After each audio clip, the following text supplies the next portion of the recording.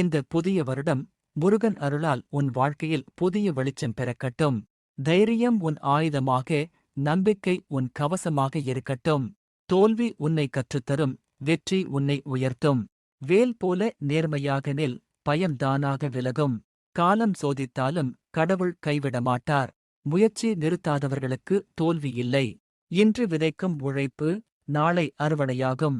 மன உறுதியிருந்தால் மலை கூட வழி தரும். நம்பிக்கையுடன் நடந்தால் நிச்சயம் இலக்கு அடையலாம்.